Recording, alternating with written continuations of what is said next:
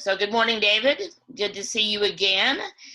We are recording some author talk shorts today, and we're very excited to have Dr. Schein back again.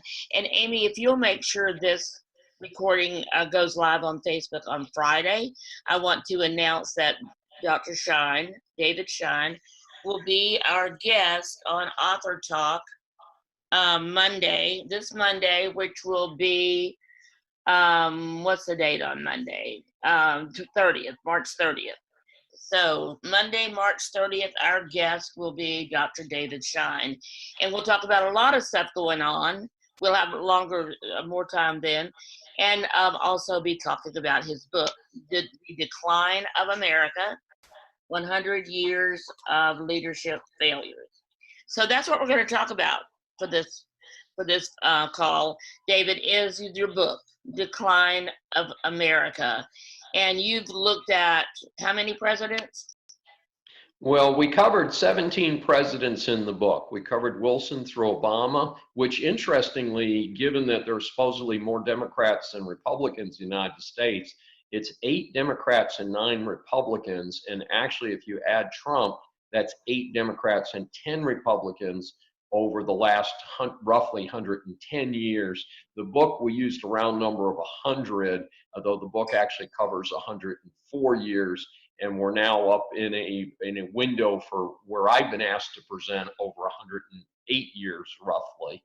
But that was our target, was to talk about kind of the modern era, which began with Wilson and World War I. But what you did was actually grade each one of the presidents since then up through Obama. So what criteria did you use? I mean, like what did you grade them on? Was it the same thing? You graded every one of them on the very same thing? Is that how that worked? That is correct. And the idea of the grading was based on general leadership and management principles. It is a leadership book. It is not a history book. We use history to talk about leadership and management. So that was number one, is, were you a good manager? Did you make things work better for the United States people? And then the second part was on ethics. And I'm very concerned about ethics. I think good businesses, good governments operate on ethical principles. And I did ethics a little differently. I did what I called public ethics and private ethics. Somebody who faced no big challenges during his administration was Bill Clinton.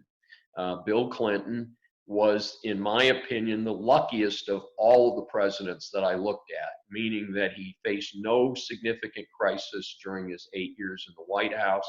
He came in on the heels of a good president, and that was George H.W. Bush. But what happened with George Bush is that the economy had hit a slide, and ironically, the economy was already statistically recovering from the 1992 droop before the election, but it wasn't really realized till afterwards. So Bill Clinton skated into office. In a narrow election, there was a third-party candidate who sucked up enough votes to keep George Bush from being reelected. And then again in 1996, Clinton, who had many scandals, was able to get through the 96 election against a weak Republican challenger in Bob Dole. And then the scandals hit, the Monica Lewinsky scandal, the rape allegations hit after he had already been reelected. And of course, he survived an impeachment challenge.